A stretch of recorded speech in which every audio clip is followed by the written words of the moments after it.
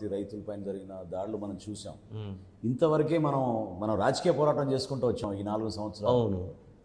సామాన్యుడు కూడా ఆ విధంగా ఫీల్ అవుతున్నాడంటే చాలా లోతుగా ఆలోచించాల్సిన అంశం ఏంటంటే ఓకే. వాళ్ళ మనోధైర్యాన్ని కోల్పోయారు. మేము వ్యక్తపరచుకోగలుగుతాం, మా అభిప్రాయం మేము చెప్పుకోగలగాలి, మాట్లాడాలి, ఎందుకు మేము అడగకూడదు, ఎందుకు ప్రశ్నించకూడదు అనేది వాళ్ళకి చాలా బాధ కలిగిస్తుంది. ఓకే. ఇప్పుడు ఒక డ్రైన్ శానిటరీ ఇన్స్పెక్టర్ వచ్చి డ్రైన్ గురించి మాట్లాడి కంప్లైంట్ చేసినప్పుడు పట్టించుకోవడం లేదు.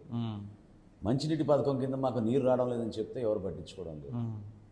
ఏ సమస్య పైన వాళ్ళు కంప్లైంట్ చేసినా స్థానికంగా పార్టీ నాయకులు వచ్చి వాళ్ళు బెదిరిస్తున్నారు, ఎందుకు కంప్లైంట్ చేసేవాళ్ళు.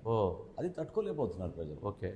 ప్రభుత్వం పైన ఎందుకు అంత కోపం ఉంది అంటే బటన్ నొక్కుతున్నామని ముఖ్యమంత్రి ఒక భ్రమలో వీళ్ళని తీసుకెళ్ళి అభివృద్ధి ఏమాత్రం కూడా చేయకుండా ప్రజలు కోరుకునేది కనీసం స్పందించే మనస్తత్వం ఉండాలి అక్కడ ఉన్న ప్రజాప్రతినిధి దగ్గర.